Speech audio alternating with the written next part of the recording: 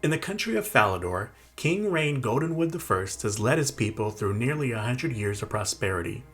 He is guided by the council called the Ring of Peace. Each member of the Ring leads an organization helping to keep order in a chaotic world. They also have their own agendas, which may or may not align with the Ring.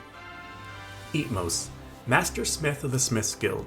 His group designs weapons and armor, as well as other creative machines that make life more interesting. He's an Eladrin artificer whose inventions always have more than a touch of magic in them. Damon, Lord Commander of the Falador military, a title he inherited from his father. He's in charge of thousands of knights, archers, the royal guard, and a small navy. He's a half-orc, half-elven barbarian fighter who can hold his own in battle. Flair, leader of the Order of Valor. Her group of heroes has a small chapter in each country, willing to put their lives on the line to protect the people. As a shifter monk barbarian, she understands the value of both calm and rage in a fight. Lanira, leader of the White Ravens and adopted daughter to the king. Her team does the will of the Raven Queen in this realm. When undead rise up, they're called in to handle the threats.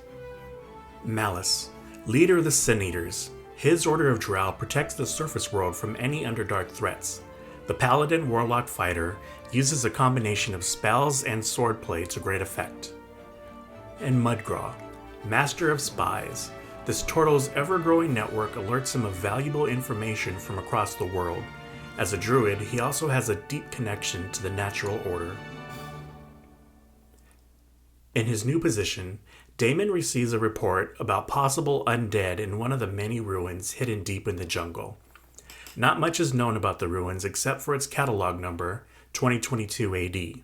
He immediately writes a letter summoning the Ring of Peace to meet and investigate. The king and Lanira decline the summons, but the rest show up. When asked why they're the ones investigating, Damon tells them that it was an order from the king. Damon tells the knights guarding the entrance to unseal the door and allow them to enter. Once inside, they are attacked by skeletons and meet with a chatty spirit that eventually admits that his job was to distract them while his master escapes through the door that they just unsealed. Malice fires off an Eldritch Blast in the spirit's direction, and it melts away into the walls. They quickly search the rest of the rooms, and Eatmos produces a letter from the king that grants him ownership of the over 50 magical weapons they find. As they leave the ruins, they find the guards dead and worry about what they just unleashed. Back at the palace, the Ring of Peace handle their own business before meeting in their council chambers. Reports are flooding in from all communities in the southern half of Falador. Undead are rising, and the people need help. The king isn't sure why the assignment wasn't given to the White Ravens or the Order of Valor in the first place, but officially declares it their problem to solve now. He tasks them with finding this master that the spirit mentioned, who seems to be raising an army of undead creatures. He also tasks them with going to 3 other ruined sites to prevent the raising of other dead beings that could pose a major threat if they're added to this army. Lanira says that she and her White Ravens will be on an important mission from the Raven Queen. However, she tells Mudgraw of a spell that can cleanse the ground to prevent necromantic magic. The ring head to the chamber of Onkar the Cruel. He was once a powerful mage and a ruler of Falador who hated other races besides the elves. He built his chamber to house his sarcophagus and designed it as a test that only the mightiest mages could handle. It took a variety of spells to get through the spiraling tunnels, but they eventually get to the main chamber. When that distracting spirit from 2022 AD shows up to claim Onkar, Malice and Eatmos fight it and destroy it, while Flair and Damon defend the door against a literal wave of skeletal remains. Meanwhile, Mudgraw is given enough time to cast a spell to protect the sarcophagus of Onkar. With this part of the mission successful, Eatmos reaches for a couple of chests that he sees contains magical items. Malice argues with him about endangering the mission, and Eatmos responds by telling them that he has his own mission to complete.